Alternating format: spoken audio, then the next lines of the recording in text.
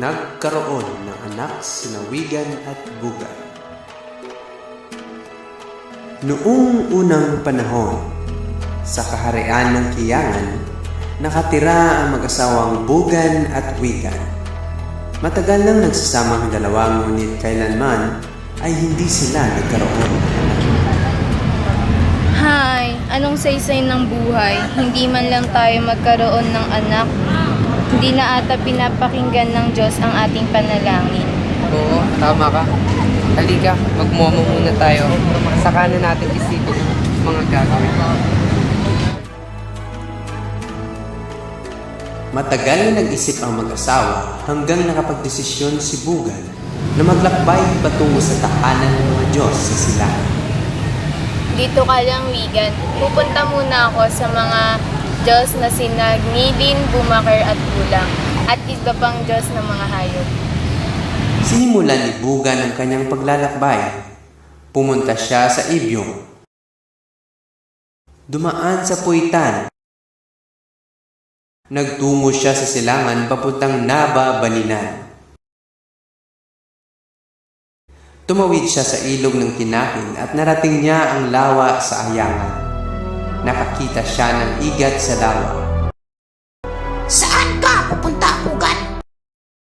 Pupunta ako silangan para maghanap ng lalaman sa akin sapagkat hindi kami magkaroon ng anak ng aking asawa.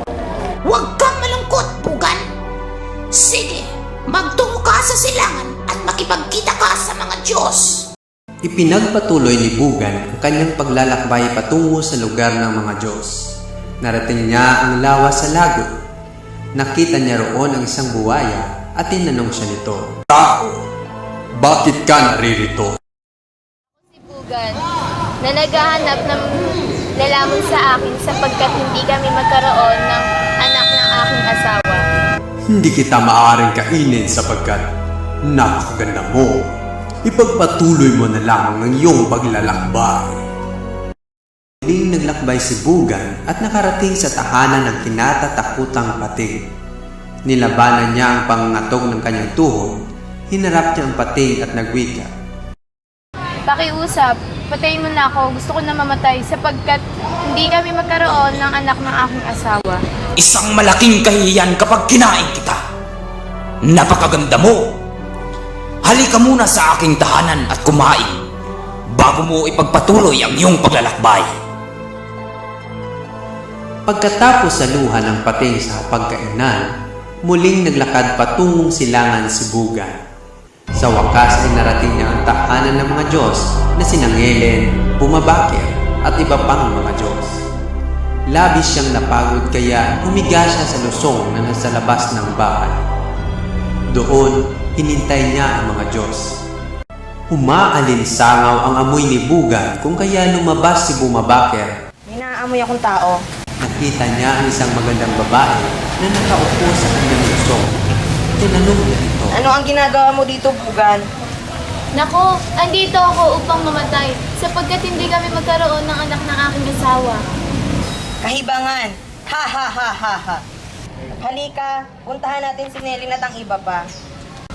Madali namang natagpuan ni Bugan ang mga Diyos na kaibigan ni Bumabaker. Nang makita ng mga Diyos si Bugan, ay nalugod ang mga ito sa kanya. Binigyan nila si Bugan ng mga regalong baboy, manok at kalabaw. Sasamahan ka namin pabalik sa Kayangan.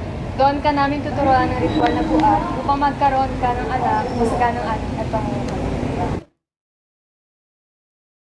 Isinagawa ni Wigan at Bugan ang ritual at pinasalamatan ang kanilang mga Diyos. Pagkalipas ng ilang buwan, walang mapagsidlan ng kaligayahan ng mag-asawa dahil sa buhay na tumitibok sa sinapupunan ni Bugan. Wigan, pakiramdaman mo.